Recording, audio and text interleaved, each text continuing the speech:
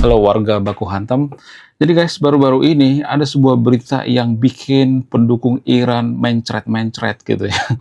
Ada ada berita yang bikin pendukung Iran kejang-kejang kelonjotan berjamaah. Apa itu? Jadi guys, ternyata Iran itu punya musuh dalam selimut. Selama ini kita berpikir bahwa Iran itu punya musuh dari luar seperti Amerika, Israel, dan sebagainya. Tapi kali ini yang dihadapi Iran adalah musuh dalam selimut. Nah, yang jadi pertanyaan, siapa musuh dalam selimut tersebut? Baru-baru ini ada serangan mendadak terhadap pasukan Iran.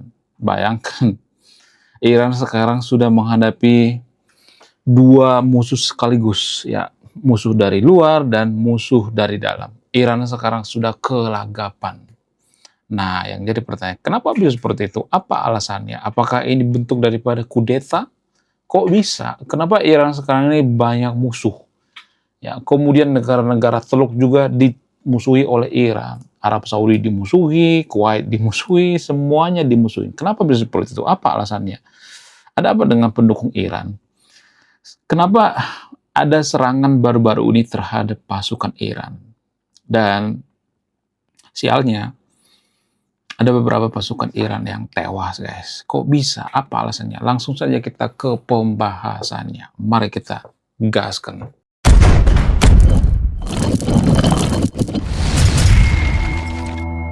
Menurut data baru-baru ini, ada serangan mendadak terhadap pasukan Iran sekitar pukul 3 dini hari beberapa hari yang lalu. Kok bisa ada serangan mendadak? Serangan dari mana? Ternyata yang menyerang itu adalah kelompok bersenjata pasukan Kurdi. Kurdi itu kan bagian daripada Iran juga kan, tapi Kurdi ini merasa mereka itu diabaikan gitu ya. Ya, kelompok minoritas di Iran itu kan merasa mereka itu tidak dihargai, ya, kemudian diabaikan, dikucilkan, direndahkan gitu ya. Karena apa? Karena mereka minoritas gitu ya. Mirip-mirip seperti di Konoha lah gitu ya. Konoha juga kan seperti itu ya, minoritas itu direndahkan, nggak dihargai, ya, dipersulit pembangunan rumah ibadah dipersulit gitu ya. Pokoknya dilakukan semacam cara supaya minoritas itu nggak betah gitu ya. Ya, tapi nggak terang-terangan ya. Itu yang terjadi di Kurdi ya. Cuman minoritas di Konoha itu nggak terlalu brutal gitu ya, nggak suka baku hantam gitu. Tapi kalau suku Kurdi itu suka baku hantam gitu ya. Jadi ada semacam dendam pribadi, dendam daripada suku Kurdi itu sendiri. Nah, inilah yang dimanfaatkan oleh musuh Iran dari luar ya. Jadi ada dugaan yang mengatakan bahwa sebenarnya ini strategi daripada Amerika. Kenapa ini disebut strategi Amerika? Karena kemarin waktu terjadi demo di Iran itu, menurut data dari intelijen, ternyata Amerika menyelundupkan senjata dari perbatasan Irak melalui suku Kurdi. Namun, ya sebagian berhasil dan sebagian lagi nggak berhasil ya. Kenapa bisa seperti itu? Apa alasannya? Kenapa Amerika itu memprovokasi gitu ya? Sebenarnya bukan memprovokasi, karena Amerika ya di satu sisi Amerika melihat bahwa suku Kurdi itu diabaikan gitu ya, tidak dikasih peluang gitu ya, tidak dikasih peluang yang sama gitu ya. Jadi kalau kita perhatikan, Iran itu salah satu negara yang paling tidak peduli dengan minoritas. Jadi saya itu bingung banget ya dengan pendukung Iran. Bayangkan, Iran itu salah satu negara paling korup di dunia menurut data dari Indeks Corruption. Tapi dibela-bela sama warga Konoha. Kalau kita bandingkan dengan Amerika dan Israel, jauh ya lebih jujur negara Israel daripada Amerika. Itu menurut data dari Indeks Corruption. Saya tidak ngarang gitu ya. Sebelum saya bikin konten, saya riset dulu gitu ya. Jadi kalau mau bantah, bantah pakai data ya. Biasakan berdebat dengan data yang ilmiah, bukan berdebat dengan emosi gitu ya. Berdebat dengan otot gitu ya. Ya, biasakan berdebat dengan data ilmiah. Itu menurut data guys. Saya tuh heran banget ya dengan pendukung Iran. Kenapa mereka membela mati-matian Iran gitu ya. Padahal Iran itu jolim terhadap minoritas. Kalau suku Kurdi ini diperlakukan dengan baik, ya, diperlakukan baik oleh Iran, mereka nggak mungkin memberontak. Itu logikanya, itu secara logika. Tapi ya sesimpel ini pendukung Iran nggak paham gitu ya. Ya mereka teriak-teriak membela Iran gitu ya. Kenapa bisa seperti itu? Apa alasannya? Ya seperti yang saya katakan di video-video saya sebelumnya, karena pendukung Iran ini mabuk agama gitu ya.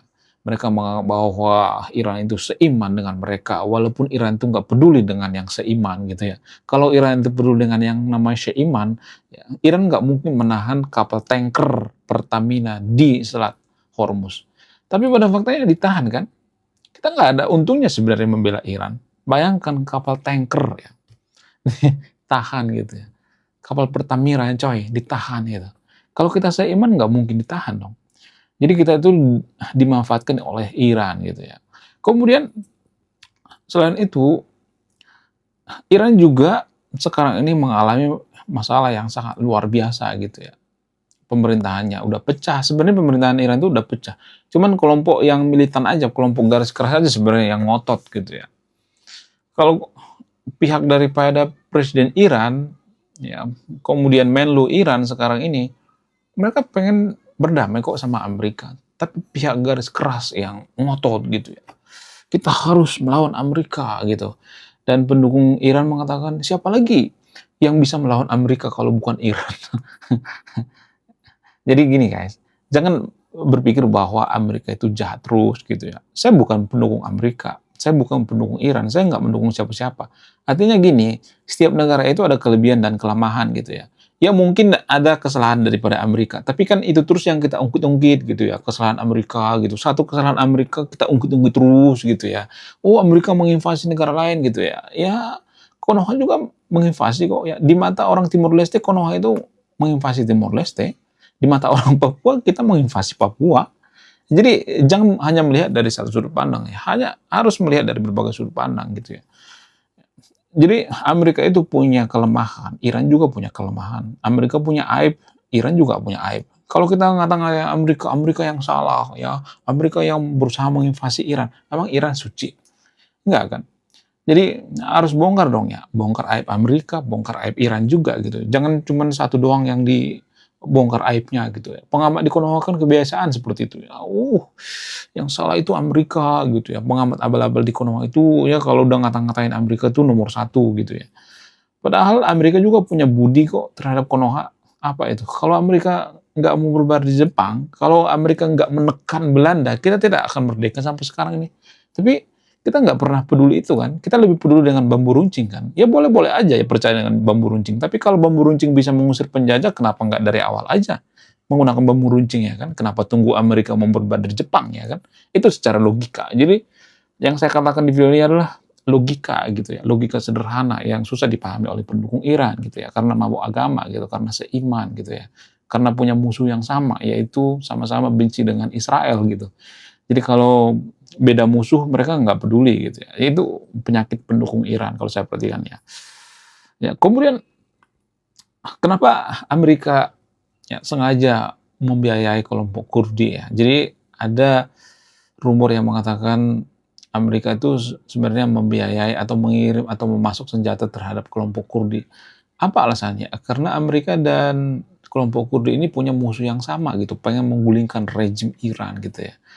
Pengen menghancurkan rejim Iran gitu ya. Karena rejim Iran ini dianggap jolim gitu ya, korup gitu ya. Artinya gini, kalau pemerintahan Iran itu baik, kalau pemerintahan itu Iran itu nggak jolim gitu ya. Kalau pemerintah Iran itu adil gitu ya, nggak korupsi, jujur, maka kelompok Kurdi juga akan mencintai pemerintahan Iran kok. Sama seperti Konoha gitu. Kalau kita perhatikan Konoha itu kan salah satu negara paling korup ya. Gimana kita mau cinta dengan pemerintah yang korup, ya kan? Ya nggak sih? Jadi kita dituntut nasionalis ya. Boleh-boleh aja ya kita mencintai Konoha, tapi pejabat-pejabat kita apakah mencintai rakyatnya? Enggak kan? Mereka malah korup ya kan. Saya tidak memprovokasi, pada faktanya seperti itu kok. Kalau negara kita bersih dari korupsi, kita sudah jadi negara maju. Jadi yang ada apa korupsi gila-gilaan, berbohong gitu. Pemerintah Iran juga seperti itu. 11-12 dengan pemerintah Konoha ya. Gak ada bedanya gitu ya. Seiman, seagama, sama aja gitu ya. Jadi yang seiman, seagama gitu ya, yang sama-sama korup ya, biasanya akan membela yang sama-sama korup juga gitu ya. Kita membela Iran itu karena Iran itu salah satu negara paling korup, kita juga salah satu negara paling korup di dunia. Jadi orang yang korup akan membela orang yang korup juga. Artinya kalau pemerintahan Iran itu bersih, ya bersih dari korupsi, jujur, Kurdi nggak mungkin melakukan pemberontakan, nggak mungkin, no. Ya, Itu tidak masuk akal. Justru karena pemerintah Iran itu zolim gitu ya. Jadi pendukung Iran berhentilah gitu ya. Berhenti mengomongkan Iran gitu ya. Marilah berpikir rasional. Iran itu punya kelemahan, Iran punya kelebihan juga gitu. Tapi kelemahannya itu cukup fatal gitu ya. Pemerintah Iran itu pemerintah yang paling korup di dunia gitu. Kalau Iran itu nggak korup, maka mereka akan seperti Qatar, Dubai. Ya bisa melebihi Israel juga gitu. Karena Iran itu salah satu penghasil sumber daya manusia, bukan manusia, sumber daya alam.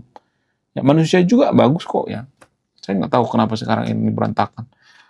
Sumber daya alam Iran itu gila-gilaan. Masuk 5 besar terbesar di dunia menurut data. Ya, menurut data dari Detik Finance. Jadi, apa yang bikin Iran itu hancur? Yang bikin Iran itu hancur itu pencurian, kebohongan, korupsi. Ya, kita melihat mereka itu seperti berbaju agamis gitu ya. Kemudian rajin baca kitab suci gitu ya, rajin ibadah, tapi di balik semua tuh ada kotoran gitu ya. Itu menutupi aib gitu ya. Ya korupsi mah terus jalan aja gitu korupsi ya. Artinya gini, kalau agama itu mengajarkan kejujuran, anti korupsi, toleransi, maka yang Iran itu harus salah satu negara paling jujur dunia, yang paling toleransi. Konoha juga seperti itu. Ya, kalau agama itu mengajarkan kejujuran, ya, kalau agama itu jaminan kita makin jujur, ya nggak mungkin negara kita nggak jadi negara paling jujur di dunia. Justru pada faktanya negara paling jujur di dunia itu bukan Konoha, tapi negara-negara Skandinavia, Norwegia, dan sebagainya. Menurut kalian gimana? Coba tulis di komentar ya. Jadi sekarang ini Iran dalam masalah besar.